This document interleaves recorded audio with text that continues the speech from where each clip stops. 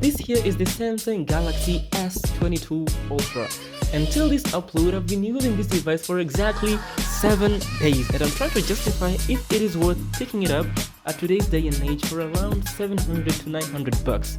Today is going to be a fun one because I'm specifically going to be answering your questions and other questions that I think are significant to be answered before picking this device up. So without wasting any of your time, grab your bells and whistles and let's get exactly into the video. Seeing this 2022 Ultra flagship $1,200 launch Samsung Galaxy phone on camera is one thing, but physically holding it, you'll notice its dimension physics being tall, heavy, and dense for most parts. Technically, it is about 229 grams heavy. For context, that is as heavy as a 229 gram orange. Sorry for the cringe. And about 8.9 millimeters thick. Diagonally, it measures 6.8 inches from corner to corner, plus evenly symmetrical bezels with a hole punch cutout selfie lens and 5 bumps on the back, which we'll get to later. And if you're that person who types on a flat surface, it wobbles, but it can be overdived by slapping a case there and calling it a day. Yeah, talk about Ultra, hey? Conclusively, those physically huge dimensions of the S22 Ultra are actually a win here, as they made Samsung pack in more on the hardware side of things. So the camera, the processing power, the battery are quite significantly better because they just play more on a larger footprint. Matter of fact, I've been using the burgundy color wave that has a matte finish on that Corning Gorilla Glass Victus Plus back glass, and I've not gotten any scratches whatsoever. Back to a question on how the Galaxy S22 Ultra looks and feels, it actually looks and feels great in person.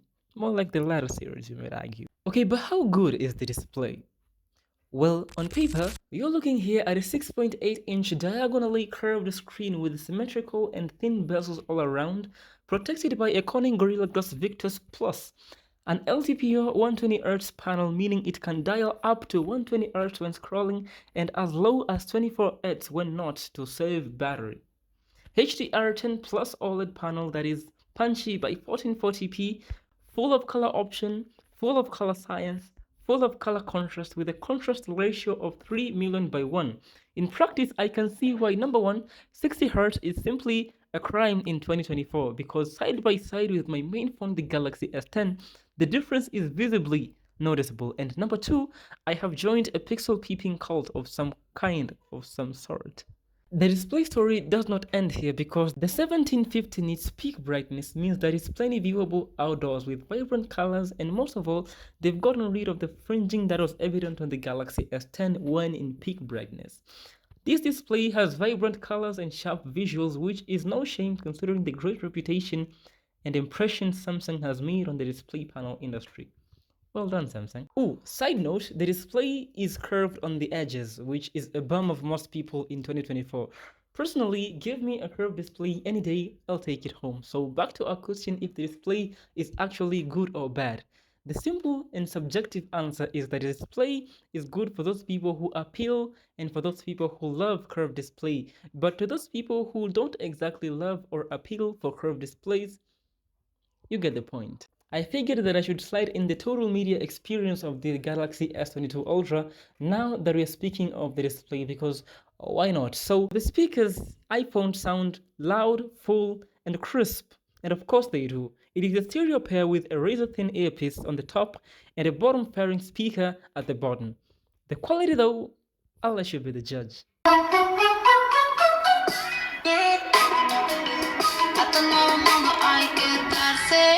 Alright, coming from Random But Pro 757, curious to see how the battery is holding up. In simple terms, it is absolutely perfectly. First, let's get the capacity out of the way. 5000 mAh to be exact is what powers the guts of the S22 Ultra. And up to this point, it's like a general rule of thumb that a huge ampage actually translates to better battery longevity of the device. That is mostly true in the S22 Ultra. Mostly. Like, yes, it does hold up really well amongst the pack. And I was more curious though, since battery chemistry states that they degrade over time, and it has been 2 years already following this device's launch. But long story short, this battery makes this device an easy full day battery for light users with a day ending with 30+% left. And if you're somewhat a heavy user, it's likely you charge this device once midway through the day. And on the side of charging, it can go up to 45 watts via USB-C, up to 15 watts inductively wireless, and 4.5 watts reverse charging, which you can juice up little accessories like your Galaxy Buds Pro or smartwatches. So Random Pro 757, curious to see how the battery is holding up. In long term, it is pretty great. A quick stress on benchmark says pretty well actually, but how does the statement that the chip is 30% faster in single cluster compared to the last gen actually mean? Well, it means that any large demanding apps will be a minimal invasive task for the chipset. Quite rhymes, right? Ooh. So things like gaming, which I occasionally do, are a breeze for the Snapdragon 8 Gen 1. I also tried streaming YouTube while simultaneously opening a camera viewfinder and also loading CapCut Mobile for 30 minutes straight, and it did zero to no stutter in that process. So yeah, I don't know if you will be doing multitasking to this level, but up until that time, rest assured that your phone will hold up absolutely perfectly with zero to none compromises whatsoever, which I think justify the efficiency of the Snapdragon 8 Gen 1. It's only been 2 years, but you probably can expect fluid performance in like the next 2 years or so, unless smartphones will have a completely different architecture. Who knows? Now, the long-awaited Ultra question. How do the cameras hold up for an Ultra flagship? First, let's talk of the premium flagship camera cluster. A main 108 megapixel f1.8 23mm, a 10 megapixel f2.4 70mm 3x telephoto lens, a 10 megapixel f4.4 230mm 10x zoom lens, and a 12 megapixel f2.2 13mm 0.6 ultra wide angle lens.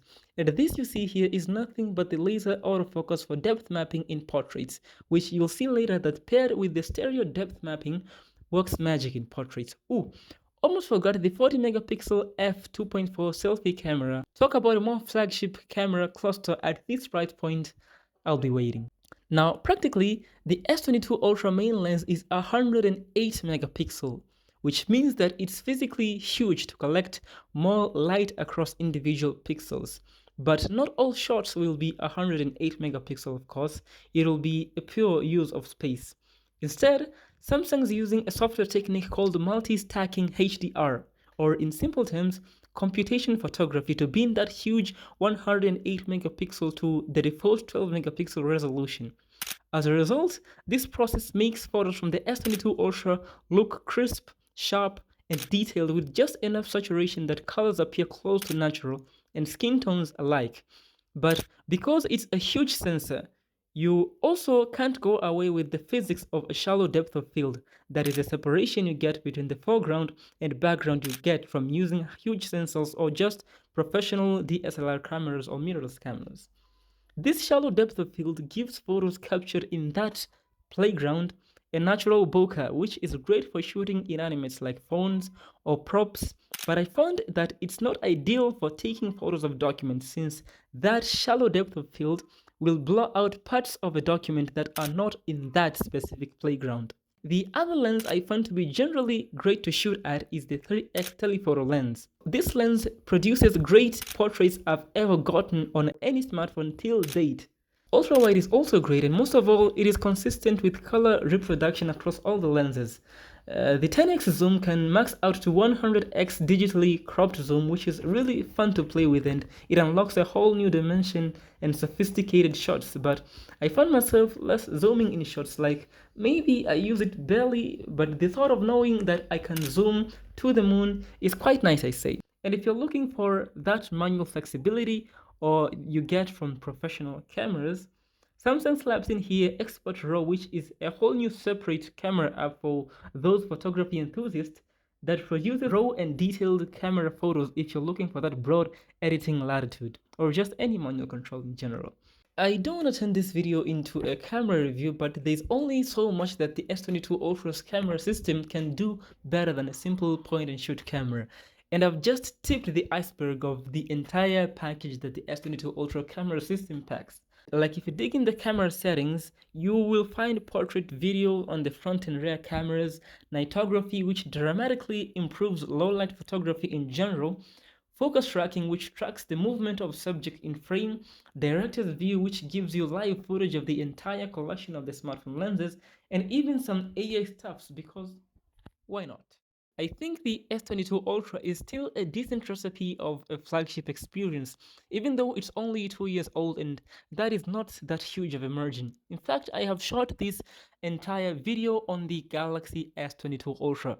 I would say that if it is in your budget, the S22 Ultra still holds up as a viable flagship option in modern day. Plus, if you're into the S Pen, the Galaxy S22 Ultra is one of those few flagship with a proper S Pen, and boy is it useful for that small demographic of people who really rely on an S Pen.